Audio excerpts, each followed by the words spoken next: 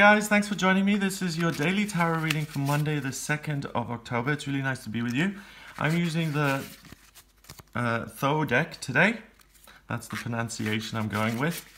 And I'm going to choose 3 cards here to give you an insight into the day, what energy you'll be working with, and how you can use that to your advantage. Okay, so we've got 3 reverse cards, always interesting.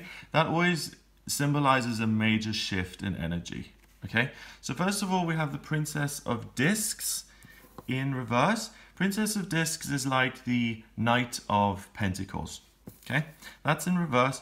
Then we have the Queen of Wands. She's in reverse. Queen of Wands, Queen of Rods, sometimes she's known as. And then finally, we have the Nine of Wands, which is Strength. That's also in reverse. Okay, so the Princess of Discs is somewhat unsure of what to do when it comes to physical matters, because she's still learning. She's still learning when to use force to get a situation sorted. She's still getting her bearing, so to speak. She's trying to decipher what is solid and what's worth putting energy into, and what isn't long-lasting and which isn't particularly helpful or solid or reliable or good. And she's not clear on that, and she's still learning about it, and she's graduating to become the Queen of Discs, who understands all of that, what to invest in, who the right people are in your life, what makes you happy, what doesn't. So that's in reverse. So you have a increased level of clarity when it comes to what really physically is useful in my life and what isn't. The next card, the Queen of Wands in reverse. She's someone who's mastered her passions and her desires, and she's living her life purpose. She's protected by this amazing leopard, and she's just the embodiment of fire. She is, like a fire goddess. She can really bring anything to life. She can also transform things. She can be very empowering and very enthusiastic, and she can also be very destructive when she's angry and when she decides something is no good and has no place in her world. Then she can burn it down to the ground. That's within her power. That's in reverse as well. So that's the thing that's going to feel somewhat less certain is your feelings. You're looking at the facts, okay, those are kind of, you're figuring that out, you're seeing what works for you and what doesn't. But when it comes to your feelings, you're not the queen anymore. You've kind of, you've lost your crown in a sense, because it's reversed. So your feelings aren't 100% on point. You know, we've all had that experience where you've worked in an office, and from the moment you met someone, you didn't like them. And you don't know why, but you just don't like that person.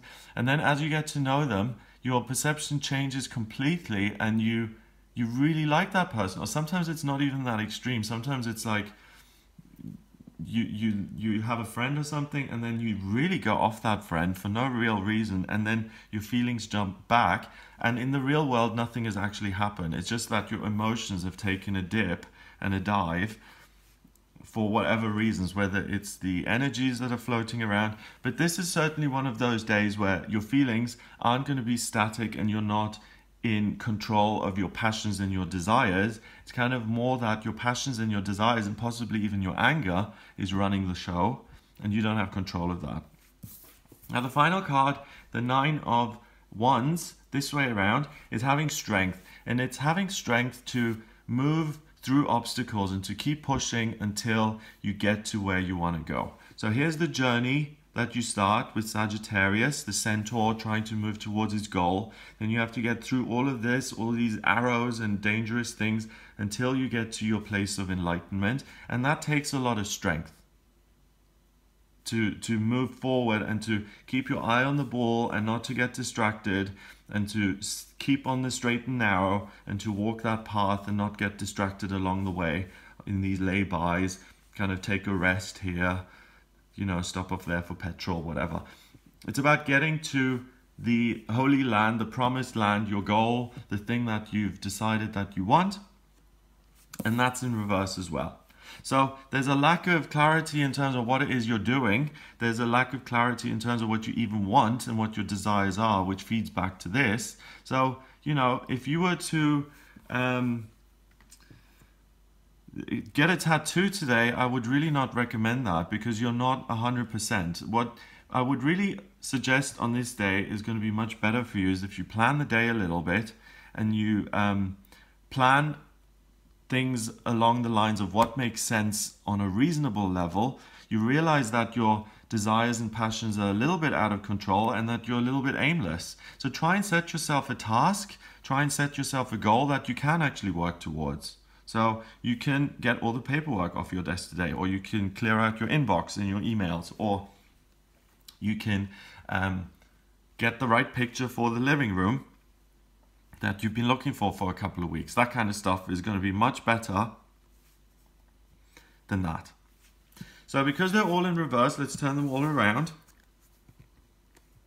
And what it would mean this way around, which it does because they're all in reverse, so really I count both interpretations. So first of all, there is potential to have, if you set a goal, that if you set a goal first of all, you'll have the strength to pursue it.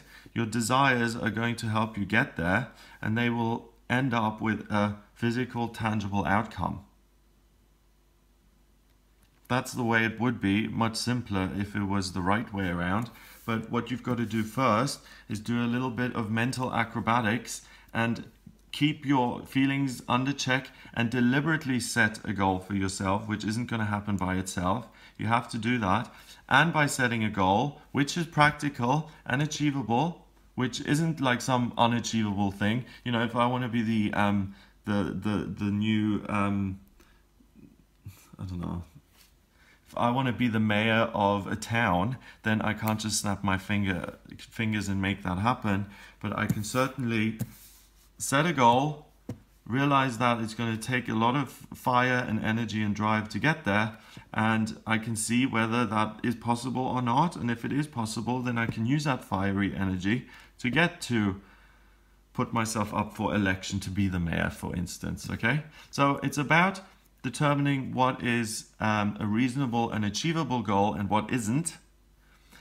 That your feelings are a little bit all over the place today, and that really what's going to be most helpful and most important is to ground yourself and to ground your expectations a little bit and to focus on things that are doable, and then to move towards those in a kind of consistent way.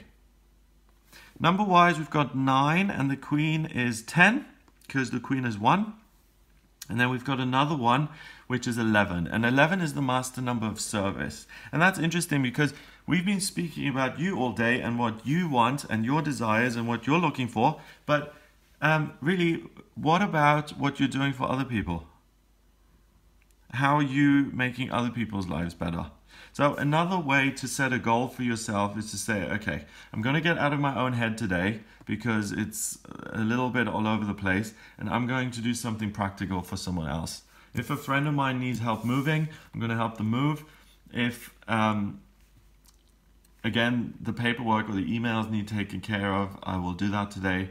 And if someone is totally overwhelmed, I'll offer my help and say, is there anything I can do for you? That's the kind of goal that's really going to make this day really good for you, instead of this, emotional drama crisis, ups and downs, major highs and lows, and feeling, because this feeling, anger and frustration and all of that fire, it can be really destructive if it's frustrated. If you can't channel that into anything and you just feel like you're hitting a brick wall all the time, you're going to get fed up with that. So it's important to set a goal and to use that energy and to channel it into something. Otherwise, you'll turn it on yourself or on other people, and then there'll be conflict or there'll be something that doesn't serve you in the long run, and it's not a good idea. So aim for something practical. I'm sorry, I'm repeating myself.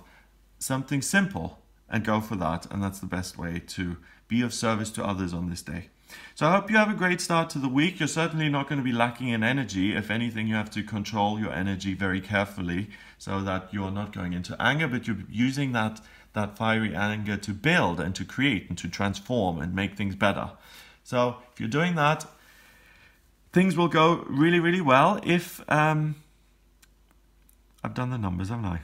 Yeah, 11. If you'd like a private reading with me, then please get in touch via my website. It's gregoryscott.com. Click on the readings tab to order your reading, and we can have a look at your love life, your career, what your soul purpose is, what your soul mission is here on planet Earth, where you've been in a past life, what you're trying to achieve in this lifetime. We can look at what's coming up in your career, in your financial life, in your love life, anything at all. So if you're interested in that, please order the reading on gregoryscott.com. Click on the readings tab to order it. Please remember to subscribe to this channel, and I'll speak to you tomorrow.